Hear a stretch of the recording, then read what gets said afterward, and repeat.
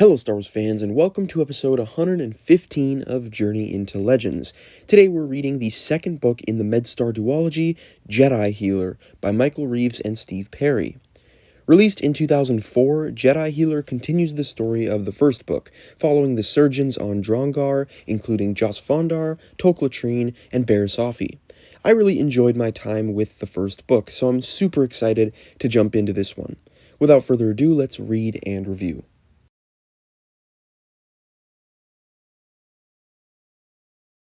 After the deadly surprise attack in the previous book that killed Zan, our character's work on Drongar is not yet done.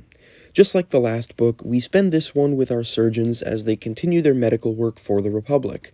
However, unbeknownst to them, the war on Drongar is soon coming to an end as the Boda plants, the sole reason for the battle, continues to adapt to the planet's harsh conditions and will soon evolve to become completely useless. I thought this was a really interesting way to end this duology. The easy option would have been to have one side or the other win the battle and control the Boda, but the way both sides just have to abandon the planet once it doesn't suit their needs is very thematically fitting as these books continue to explore the greed and futility of war.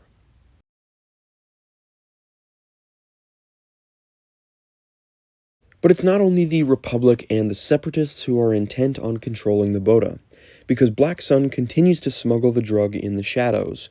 In this book, we continue to follow the agent Caird as he attempts to navigate the theft of the Boda. And like the last book, this was definitely the weakest aspect of this one, but it was a necessary inclusion as it was really the only semblance of a plot. It was a bit less interesting than it was in the previous book, since I thought Admiral Blade from Battle Surgeons was a bit more of an interesting character than Caird, but it was still an enjoyable enough plotline.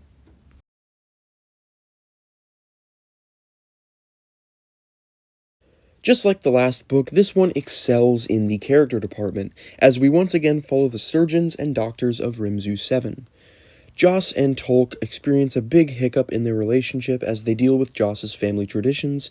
He also spends the book dealing with his grief over Zan's death, which I'm glad wasn't just dropped and forgotten, but had lasting effects on the characters. Then there's the reporter Den Dur, who finally meets a pretty Celestin girl and deals with the possibility of being able to start a family on Sullust. But before that, he plans on returning to Coruscant with I-5, who's finally unlocked his lost memories and intends to fulfill his promise he made to Lorne Pavan all those years ago, to protect his son Jax. I'm really excited to see where Den and I-5 eventually end up when we meet them next. They're super fun characters and pair really well together, such as when Den spent the whole book trying to find a way to get I-5 drunk. Finally, there was Barriss Offee, who had a very interesting arc in this book.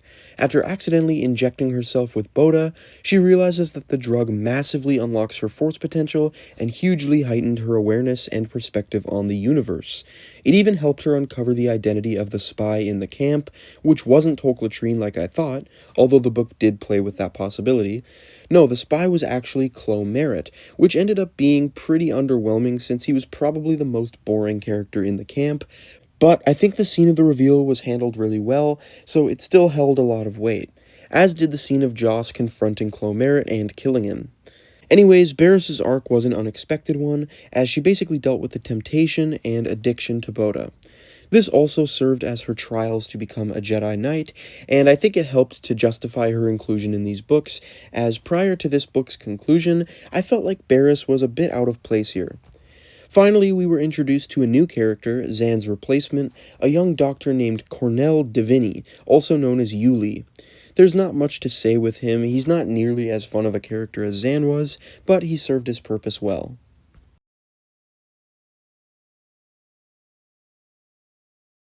So overall, I ended up really enjoying this book. For a few small reasons, I think the first book is a bit superior. Zan was a very fun character who was sorely missed in book 2, as was the relationship drama between Jos and Tolk, which I found a lot more engaging in book 1 when they were flirting but not quite together yet.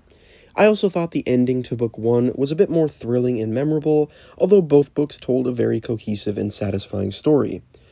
Overall, I really did love this duology.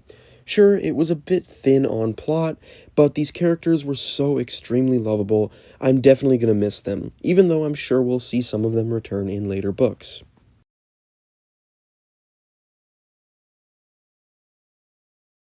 Next, we have Volume 6 of the Clone Wars Adventures series, which has 4 stories, starting with It Takes a Thief, which follows Saesee Tiin as he lets himself be arrested by Separatists as a ploy to gain access to an experimental Separatist ship.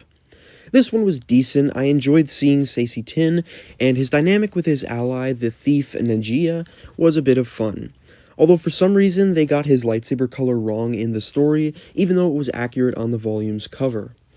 Anyways, next we have The Drop, which follows a clone commando squad called Hope Squad as they rescue an Ugnaught Jedi and retrieve a Separatist shipment of slaves on a gas giant planet.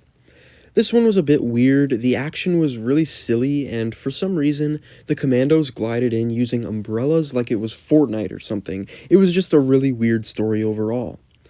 Our next story is To the Vanishing Point, which follows Ki-Adi-Mundi and a Jedi named Revi Anu during a battle when a Republic cruiser is shot down and crashes toward the battlefield. But before it can crash, killing hundreds of clones, Revi Anu uses the Force to keep the cruiser from crashing long enough for everyone to evacuate, sacrificing herself. Although I really hate seeing some random Jedi doing crazy Force things like stopping a crashing cruiser, I have to admit that the visual of her below the cruiser was really awesome. Our last story is Means and Ends, in which Kit Fisto and Plo Koon are sent to quell an underwater prison riot. They debate whether or not the prisoners deserve a second chance, and I think Plo Koon was very out of character here, as he argues the prisoners are beyond redemption and should be killed.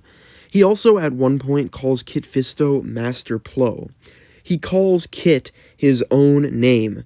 That was really lazy writing, and I don't know how it slipped past the editors. Also, I really hated the art style here. This wasn't the usual Tartakovsky Clone Wars art style, it was a really ugly original one. The only saving grace here was the inclusion of Dirge, who admittedly doesn't do anything, but it was still neat to see him show up. Anyways, thank you all for watching. Don't forget to like, comment, share, and subscribe, and stay tuned for my next video where I'll be reviewing Jedi Trial by David Sherman and Dan Cragg. See ya.